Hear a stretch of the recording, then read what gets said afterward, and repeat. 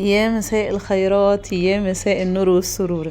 طبعا كلنا كنا اتخضينا، خدنا الخضه دي مع بعض في الفيديو اللي فات لما قلت لكم ان انا عملت جزء الانتريه. طب والجزء التاني ده هعمل فيه ايه؟ لا ما اقولكوش بقى. انا شلت طبعا الجرادل وشلت كل حاجه كانت محطوطه. شلتها يعني من الصاله، وعدلت الصاله بس على قد ان احنا هنقعد. يعني خلينا نكون صراحة، يعني ما عملتش طبعا ده كله في نفس اليوم. تاني يوم بقى عشان خاطر ايه؟ اعمل كل حاجة وانا عندي جهد، اعمل كل حاجة تاخد حقها. فاهمين قصدي ايه؟ انا عندي الكنبة دي، ده جزء الليفنج، يعني القعدة 24 ساعة هنا قاعدين بقى اكلين شاربين كله قصاد التلفزيون. هي كنبة سرير زي ما انتم شايفين. فانا شديت الجزء اللي هو التاني بتاعها عشان اشيل صاحبي ده، صاحبي معلش، هو بيعشق حاجه اسمها الكنبه تتفتح عشان يدخل يستخبى تحتها، بس انا خميت وقفلتها بسرعه. انا المهم شدتها عشان اشيل التلبيسه بتاعتها علشان تتغسل هي كمان. اصلا في كسوه انا عاملاها للكنبه دي، غير فرشها اللي هو الاساسي، بس ساعات بحب احطها وساعات مش بتبقى طالبه صراحه معايا. المهم هي كده كده شايلاها مغسوله، قلت اشيل الكسوه بتاعتها التانية دي اغسلها. وعملت نفس ما عملت في جزء الانتريه، هو نفس اللي عملته هنا. جبت الاول الموب اللي هي الاورنج اللي قلت لكم انا مش بمسح بيها خالص، انا بستعملها اسمها ايه بتاعه التراب، اسمها ايه، زعافه. زعفت الحيطه وزعفت السقف كمان كله. وتعلمت من اخطائي بقى، ما سلطتش الكاميرا على السقف عشان النور ما يضربش فيها، فما اعرفش اجيب اللقطه. وكانكم شفتوني وانا بعمل السقف. تمام. المهم خلصت كل السقف تزعيف بقى وكده. ممكن الكنبه هنا اللي ممكن الاقي تحتها مثلا ايه، منديل مرمي، ورقه مرميه، قلم مرمي، مش عارف ايه، لان زي ما بقول لكم القعده هنا عكس الانتريه. بس شايفين التراب برضو واضح صح؟ الانتريه ما بيبقاش فيه تحته غير التراب فقط لا غير. برضو حاجات بسيطة، يعني مش بطلع بهدلة كتير، لاني اصلا من وقت للتاني بشد الكنبة وامسح تحتها وانا بنضف التنظيف العادي. مش لازم اكون بعمل تنظيف عميق عشان اشد الكنبة واكنس تحتها، يعني ده كنبة بتتشد وبترجع بسهولة، اللهم لك الحمد. المهم بعد ما زعفت الحيطة كلها، جبت نفس زيت الموب اللي هو 2 عين ده، حطيت في عين برسيل جل وحبة خل، وحطيت الناحية التانية حبة معطر بشطف بيه. بعدي كده بالموب نص عصرة بس كده، مش ببل الحيطة قوي ولا اي حاجة. وبعد كده اقوم حطاها في الناحية اللي هي بتاعة اللي فيها المعطر، وعدي بقى على الحيطة كمان مرة بس بعصرها جامد. كده بقى الحيطه تتنضف وكده. حوالين بقى بتاع الكهرباء دي كان في لحوسه جامده كده، بس هي مش كانت لحوسه بايد ولا حاجه، كانت من الفيشه. الولاد لما يجوا يحطوا الفيشه ويشيلوها كانت بتعلم كده في الحيطه، بتكحت كده في الحيطه، فمعلمه اسمر. فجبت على طول الوايبس طلعها بصراحه، اللهم لك الحمد، طلعت على طول. وعديت كمان على زرار الكهرباء وعلى السيف بتاع الحيطه ده. وقلت برضو ايه، امسح بقى مكان اللي عملته ده كله عشان ما تبقاش الدنيا ايه مطينه ولا حاجه، وارد بيقع مني ميه او كده.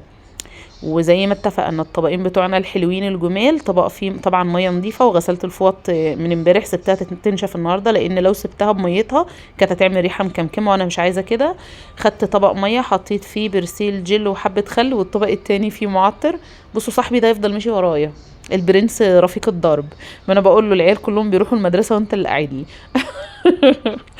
المهم ايه، الفوطه بحطها في الكينج بتاعنا اللي هو غطا الحله، وبمشي بيها على الظهريه الاول بتاع الكنبه. مش معنى ان انا يعني الكنبه لونها بني فما اعملش الظهر بتاعها، لا، ما اكيد برضو ممكن يكون هو منه للحيطه، بس قريب ممكن يكون فيه تراب او كده، والتراب نفسه بيعمل ريحه مش حلوه يا جماعه، ويعمل ريحه كمكمه.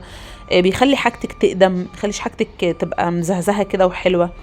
عملت الظهريه وعملت الدراعات، لان الدراعات اكتر حاجه بتكون متبهدله، على قد ان انا دايما فرشه الكنبه، بس برضو الدراعات بتتبهدل. فبرضو عملتهم ونضفتهم تنظيفه حلوه، نضفت الظهريه كمان، ورجعت بقى بالميه اللي فيها المعطر عديت عليهم.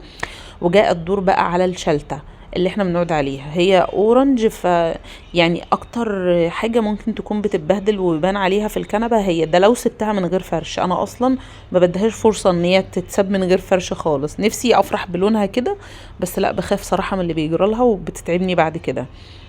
المهم عديت بقى عليها كلها الحروف دي كمان، عشان لو في فتله، في شعر من القط، في حاجه، اضمن ان هي بتتشال. اهو زي ما عملت في الانتريه عملت هنا يا جماعه. بصوا الحركه دي والله بتنظف، حركه انك بتعملي بغطا الحله بتنظف، ومش خزعبلات والله، ولا كلام فيديوهات. انا بعمل قدامكم في بيتي، انا مش بعمل يعني لحد او بعمل دعايه او كده، والله بعمل في بيتي اهو. فوالله فعلا بتنظف وبتخلي الحاجه تزهزه كده، ويكفي انك اديتيها ريحه حلوه بالمعطر، غيرتي ريحتها حتى. فاهمين انتوا قصدي ايه؟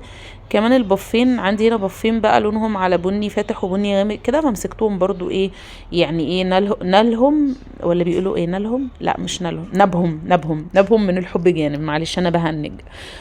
عديت على البف كله برضو بالمية اللي هي فيها البرسيل، وبعد كده باخد التانية اللي هي فيها المعطر وعصرها عصرة حلوة واعدي عليها برضو علشان خاطر بصوا وباين ان هو اللهم لك الحمد نضيف فل، اللهم لك الحمد يعني. بس برضو ايه عشان انا عندي قط وكده، فعشان الشعر بتاع القطط انا بخاف برضو ايه يبقى باين في العفش او حاجة، فهتلاقوني دايما ايه براعي الموضوع ده. هاخد برضو البف التاني اعمله، وبعدين ايه بصوا انا عملت اهو مع نفسي. بعدين همسح برضو مكان ما عملت عشان خاطر ملحوسي الدنيا، لان انا سايبه الارض مش مفروشه. هفرش بقى كله مره واحده، يعني هفرش كله بالارض بقى بالكنب بكله مره واحده، بس لما الحاجات دي تنشف.